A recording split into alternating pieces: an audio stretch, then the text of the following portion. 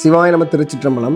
நம்மளுடைய இந்த 276 பாடல் பெற்ற சிவாலயம் பயணத்தில் திருவள்ளூர் மாவட்டம் பெரியபாளையத்து பக்கத்தில் இருக்கக்கூடிய இந்நாளில் திருக்கண்டலம் என்றும் புராணங்களில் திருக்கல்லில் என்றும் அழைக்கப்பட்ட திருஞான சம்பந்தர் பெருமகனாரால் தேவார பாடல் பெற்ற அருள்மிகு ஆனந்தவல்லி தாயார் உடனுரை சிவானந்தீஸ்வரர் திருக்கோவிலுக்கு தான் போய்கிட்டு இருக்கோம். வாங்க என்னோட சேர்ந்து இந்த கோவிலுடைய சிறப்பு அம்சங்கள், வழிபாட்டு முறைகள் மற்றும் பல முக்கியமான தகவல்களை இந்த கோவிலுக்குள்ள போய் தெரிஞ்சுக்கலாம். சென்னையிலிருந்து இந்த கோவிலுக்கு வர்றதுக்கு பொதுவாக 2 வழி இருக்குது. இந்த 2 வழியில் ஒரு வழி பார்த்தீங்கன்னா பூந்தமல்லி, திருவள்ளூர், தாமரப்பாக்கம், பணப்பாக்கம் வந்து அங்கேருந்து கன்னிகை பேர் பஸ் ஸ்டாப்புக்கு வந்துடணும். அங்கேருந்து ஒரு 2-3 கிலோமீட்டர் தான் இந்த கோவில் ரொம்ப ஈஸியாக நீங்கள் வந்துடலாம். அப்படி இல்லைன்னா ரெட் ஹில்ஸ் தாண்டி சோழவரம் பக்கத்தில் ஜனபச்சத்திரம் ஜங்ஷன்லேருந்து பெரியபாளையம் போகிற வழியில் கன்னிகை பேர் பஸ் ஸ்டாப்பில் இறங்கிடலாம்.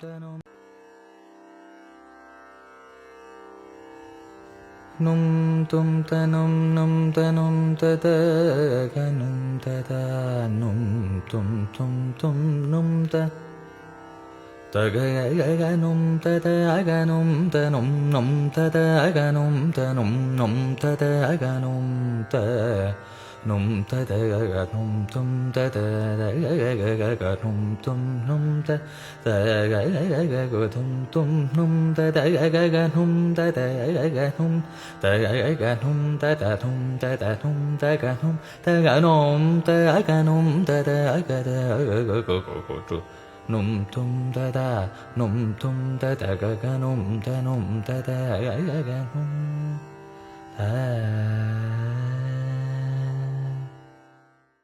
ஆன்மீக பயணம், நடைமுறை ஜோதிடம் மற்றும் லைஃப் கைடன்ஸ் சம்பந்தமான வீடியோக்களுக்கு என்னுடைய யூடியூப் சேனலை சப்ஸ்கிரைப் பண்ணிக்கோங்க. மறக்காமல் பெல் பட்டனையும் ப்ரெஸ் பண்ணிக்கோங்க. வாங்க கோவிலுக்குள்ளே போகலாம்.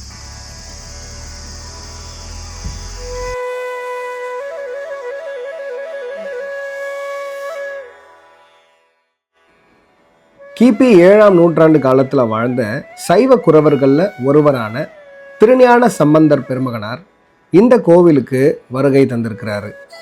அது மட்டும் இல்லாமல் இந்த கோவிலில் தான் தன்னுடைய தேவார பதிகங்களில் திருக்கல்லில் பதிகத்தை சிவபெருமானுக்காக பாடவும் செய்திருக்கிறாரு. இந்த கோவிலை பற்றின இன்னும் பல சிறப்பு தகவல்களை இந்த காணொலியுடைய முடிவில் சொல்கிறேன். இந்த வீடியோவை முழுமையாக பாருங்கள். திருச்சிற்றம்பலம். அருள்மிகு ஆனந்தவல்லி அம்பிகை உடனுரை திருக்கல்லீஸ்வரர் ஆலயம் திருக்கண்டலம் கிராமத்தில் அமைஞ்சிருக்கிறது. பெரியபாளையத்துலேருந்து ரெடில்ஸ் டு பெரியபாளையம் வழியில் கன்னிகை பேருன்ற ஸ்டாப்லேருந்து 3 கிலோமீட்டர் தொலைவில் இருக்கக்கூடிய கோவிலானது நமது திருக்கல்லீஸ்வரர் ஆலயம். இது பார்த்திங்கனாக்கா 276 பாடல் பெற்ற ஸ்தலங்களில் சென்னையில் இருக்கக்கூடிய 18வது ஸ்தலமாக, அதாவது தொண்டை மண்டலத்தில் 18வது ஸ்தலமாக விளங்கப்படுது. மேற்கொண்டு பார்த்திங்கனாக்கா சுவாமி பேர் இங்கே திருக்கல்லீஸ்வரர், அம்பாள் பேர் காமாட்சி.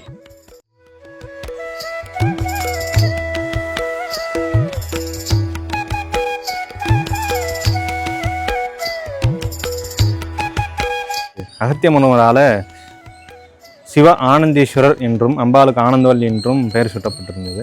காரணம் பார்த்தீங்கன்னாக்கா அகத்திய பெருமான சுவாமி இங்கே தன் பொருட்டால் அழைச்சி தரிசனம் கொடுத்து திருமண கோலத்தில் காட்சி கொடுத்ததுனால சுவாமிக்கு இங்கே அந்த கனப்பொழுதில் சுவாமி தரிசனம் கொடுத்ததுனால அகத்தியர் கொடுத்த பேர் பார்த்தோம்னா சிவ ஆனந்தீஸ்வரர், அம்பாளுக்கு கொடுத்த பேர் ஆனந்தவல்லி. சோமாஸ்கந்த ரூபத்தில் இருக்கக்கூடிய 3 ஸ்தலங்களில் முதன்மையான ஸ்தலமாக விளங்கக்கூடிய நமது திருக்கல்லீஸ்வரர் ஆலயம். காரணம் பார்த்தீங்கன்னாக்கா சோமாஸ்கந்த ரூபம் அப்படின்னா சுவாமி, முருகர், அம்பாள், அப்படியாக 3 பேரும் ஒரே நிலையில் இருப்பாங்க. சுவாமிக்கும் அம்பாளுக்கும் மத்தியில் முருகப்பெருமான் இருக்கக்கூடியது ரொம்ப விசேஷம். இதில் பார்த்திங்கன்னா ஏன் முதன்மைன்னு சொல்கிறோன்னு பார்த்தீங்கன்னாக்கா இங்கே சுப்பிரமணிய சுவாமி திரிமூர்த்தி ஸ்வரூபத்தில் காட்சி கொடுப்பார். பிரம்மா, விஷ்ணு, சிவன் மும்மூர்த்திகளையும் தாங்கினார் போல் சுப்பிரமணியங்க காட்சி கொடுக்கறது ரொம்ப விசேஷம். பிரம்மா போல் தீர்த்த கசஞ்சமால மேற்கைகளையும், விஷ்ணு பரமாத்மாவில் இடது தொடலை கை வச்சு அபயஹஸ்தம் சாதிச்சிருந்தும், தன் தந்தையை போல ஜட்டாமுடியோடையும் முருகப்பெருமான் இங்கே காட்சி தர ரொம்ப விசேஷம்.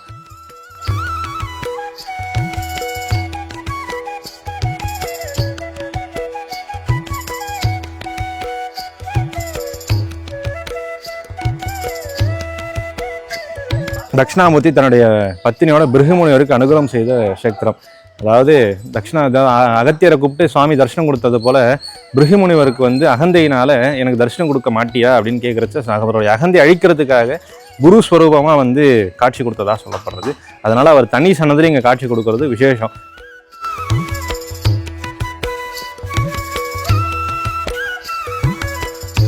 நம்ம கோயிலில் பார்த்தீங்கன்னாக்க சனி பயிற்சி, குரு பயிற்சி, ராகு கேது பயிற்சி எதுவுமே கிடையாது. காரணம் பார்த்தீங்கன்னாக்க எல்லாமும் ஈஸ்வரனும் முருகனுமாக இருக்கிறதுனால எதுவுமே கிடையாது. சனி பயிற்சி, குரு பயிற்சி, ராகு கேது பயிற்சி எதுவும் கிடையாதுன்றது ஒரு விசேஷம்.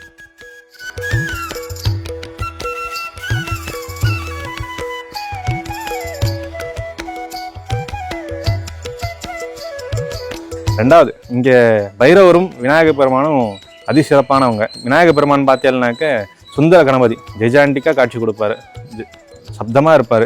ஒரு விநாயக பெருமான் மாலை மாட்டுக்கூட சடங்கு நீங்கள் செய்கிறது உண்டு. செய்தோம்னாக்கா 3-8 மாதம் நிச்சயமான திருமணம். அதே போல் பைரவ பெருமானை பார்த்தீங்கன்னாக்கா மிருகசீரிஷ நட்சத்திரை கர்மசாந்தி பரிகாரம் இங்கே செய்கிறது உண்டு. கர்மசாந்தி பரிகாரம் என்ன பார்த்தீங்கன்னாக்கா நம்ம செய்த கர்மாக்கள், பூர்வ ஜென்ம கர்மா, இத்தர் ஜென்ம கர்மா, புண்ணிய ஜென்ம கர்மா, 3 ஜென்ம கர்மாக்களும் நிவர்த்தியாக செய்யக்கூடிய ஒரு சேத்திரம். அதாவது மிருகசீரிஷ அன்னைக்கு நம்ம சேத்திரத்துக்கு வந்து எந்த நட்சத்திரக்காராலாக இருந்தாலும் அவள் வயசாயத்துக்கு ஏற்ற விளக்கு போட்டுவிட்டு சுவாமிக்கு அர்ச்சனை பண்ணிவிட்டு தங்களால் இயன்றது 7 பேருக்கோ 9 பேருக்கோ அன்னம்பாளிப்பு செய்துட்டு போனாருக்கு கர்மா நிவர்த்தி. 9 வாரங்கள் செய்தால் கர்மா நிவர்த்தின்னு சொல்லப்படுறது.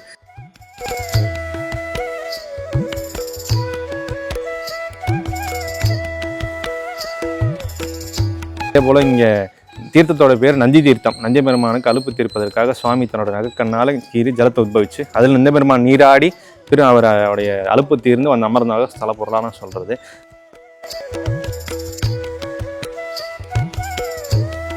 மேற்கொண்டு ஸ்தலம் பார்த்தேன்னாக்க லவகுஷன் வந்து பூஜை செய்துட்டு போன லிங்கம் சுவாமி எம்பெருமான். அதனுடைய பொருட்டாக தேவார பாடலாகிய ஞானசம்பந்தர் கொடுத்த பாடலில் பார்த்தேன்னாக்கா ராவணனுடைய பெயர் வராதது இங்கே சிறப்பு. 8வது பாடலில் கண்டிப்பாக ராவணனுடைய பெயர் வந்தும். நம்மளுடைய சேத்திரத்தினுடைய பாடலில் பார்த்தீங்கன்னா ராவணன் வரமாட்டார். காரணம் இதுவாக சொல்லப்படுறது. அதாவது லவகுஷன் வந்து பூஜை செய்ததுனால வரலை அப்படின்னு சொல்லப்படுறது. அதன் பொருட்டு நமக்கு தெரியப்படலை. கஜபிருஷ்ட விமானத்தை சுவாமி அருள் செய்துட்டு இருக்காரு. கஜபிருஷ்ட விமானம் என்னன்னு பார்த்தீங்கன்னா யானையினுடைய பின்பாகத்தை, அதாவது யானை அமர்ந்திருக்க கோலத்தில் இருக்கக்கூடிய ஒரு கோபுரம் அமைப்பு இருக்கக்கூடியது. தூங்கானை மாடக்கோயில்னு சொல்கிறது வந்து இங்கே முருகப்பெருமான் பிரசித்தி. பிரதானமே முருகர்னே சொல்லலாம். பாடல் கொடுத்ததுனால சுவாமி இங்கே விசேஷம் ஜாஸ்தி. இது ஸ்தலத்தினுடைய விசேஷம்.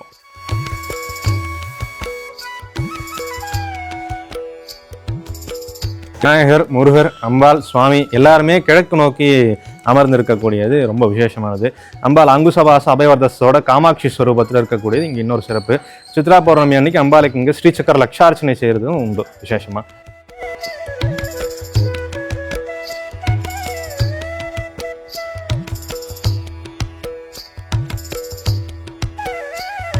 கார்த்திகை சோமவாரங்கள் அனைத்துமே விசேஷமாக இருக்கக்கூடியது.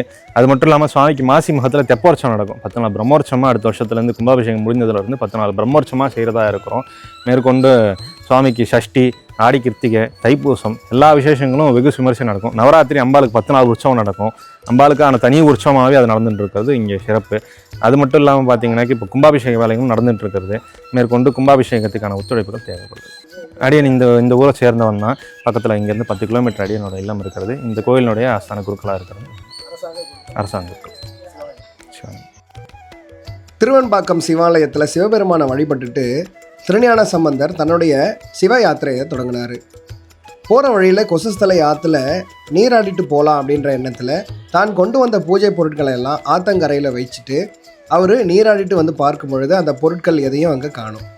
அந்த பொருட்களை அப்படியே தேடி வந்த திருஞான சம்பந்தர் இந்த கோவிலை வந்து அடைகிறாரு. இங்கே கல்லில் மரங்கள் சூழ்ந்திருக்கிற வனப்பகுதியில் முற்கள், புதர்கள், கொடிகள் எல்லாம் சூழ சுயம்புவான சிவலிங்கம் இருக்கிறத கவனிக்கிறாரு. அந்த சிவலிங்கத்துக்கு பக்கத்திலேயே தான் ஆத்தங்கரையில் தொலைத்த பூஜை பொருட்கள்லாம் இருக்கிறதையும் கவனிக்கிறாரு. உடனே இது சிவபெருமானின் திருவிளையாடல் தான். அந்த திருவிளையாடல் வழியாக சிவபெருமான் இவரை இங்கே வர வச்சிருக்கிறத உணர்றாரு. இங்கே சிவபெருமானை வழிபட்ட திருஞான சம்பந்தர் தன்னுடைய தேவார பதிகங்களில் ஒன்றான திருக்கல்லில் பதிகத்தை இங்கே இருக்கிற சிவபெருமானுக்காக தான் பாடி அருளை செய்திருக்கிறார். முள்ளின் மேல் முதுகூகை முரளுஞ்சோலை, வெள்ளின் மேல் விடுகூரை கொடி விளைந்த, கல்லில் மேய அண்ணல் கழல்கள் நாளும், உள்ளுமேல் உயர் வெய்தலொரு தலையே. இந்த பதிகத்தோட முதல் பாடல்லையே இங்கே இருக்கக்கூடிய சிவபெருமானுக்கு அருகில் முற்கள், செடி, கொடிகள் மற்றும் கல்லில் மரங்கள் நிறைந்து இருந்ததாக தான் குறிப்பிடப்படுது. இங்கே இருக்கக்கூடிய கோவில் பிற்காலத்தில் தான் கட்டப்பட்டிருக்கு. இந்த கோவிலுடைய ராஜகோபுரத்தில் நிறைய முக்கியத்துவம் வாய்ந்த சிற்பங்கள் இருக்கிறத கவனிக்க தவறாதீங்க. ஏகபாரத மூர்த்தி, கஜசம்ஹார மூர்த்தி, அர்த்தநாரீஸ்வரர், அது மட்டும் இல்லாமல் சிவனும் விஷ்ணுவும் கலந்து நிற்கிற மாதிரி பாதி சிவன் பாதி விஷ்ணு இருக்கிற மாதிரியும் சிற்பங்கள் இருக்குது. பொறுமையாக நிதானமாக எல்லாத்தையும் பாருங்கள். அது மட்டும் இல்லாமல் பிரிங்கி முனிவருடைய திருவுருவமும் இருக்குது. 3 கால் முனிவர் அப்படின்னு சொல்லுவோம். 3 கால்களை உடைய முனிவர் அர்த்தநாரீஸ்வரரை வழிபடுற மாதிரி அந்த ஒரு சிற்பமும் இங்கே இருக்குது. இந்த கோவிலுக்கும் பிருகு முனிவருக்கும் ஒரு நீண்ட நெடிய தொடர்பு இருக்குது. பிருகு முனிவர் சிவபெருமானையே பிரதான தெய்வமாக வழிபடக்கூடியவர். ஒருமுறை கைலாயத்துக்கு சிவபெருமானை தரிசனம் செய்ய போன பிருகு முனிவர் சிவபெருமானை மட்டுமே வலம் வர்றதுக்காக முயல்றாரு. அப்போ பார்வதி தேவி சிவபெருமானுக்கு அருகாமையில் வந்து அமர பிருகு முனிவர் பெண் வண்டு உருவம் எடுத்து சிவபெருமானை மட்டுமே வலம் வராரு. இதனால் பார்வதி தேவியோட கடும் சினத்துக்கு அவர் ஆளாகிறாரு. இன்னொரு முறை பூலோகத்தில் சிவ யாத்திரை வரும் பொழுது இந்த கோவிலுக்கு வந்து சேர்றாரு பிருகு முனிவர்.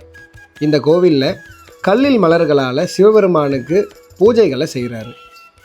சிவபெருமான் தட்சிணாமூர்த்தியாக பிருகு முனிவருக்கு காட்சி கொடுத்து தன்னுடைய உமையவள் பார்வதி தேவியை தன் மடி மேலே அமர்த்தி பிருகு முனிவருக்கு சக்தி இல்லையேல் சிவம் இல்லை, சிவம் இல்லையேல் சக்தி இல்லை என்று உபதேசம் கொடுக்குறாரு. இந்த உபதேசத்தை கேட்ட பிருகு முனிவர் மனம் மாறி சிவமும் சக்தியும் ஒன்று என்ற உண்மையை உணர்ந்து பார்வதி தேவியிடம் மன்னிப்பு கேட்டு பார்வதி தேவியையும் வேண்டுறாரு.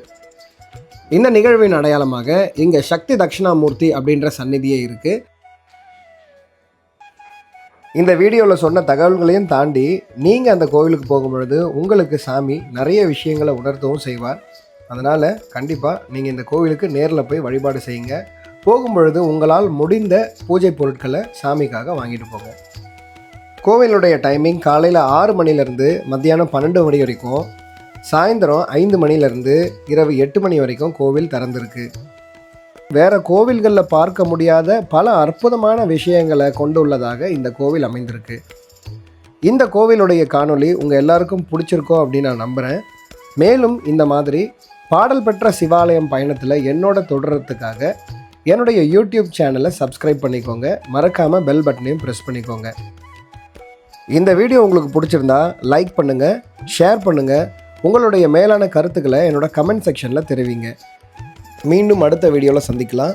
சிவாய நம. திருச்சிற்றம்பலம். தென்னாடுடைய சிவனையை போற்றி, எந்நாட்டவர்க்கும் இறைவா போற்றி.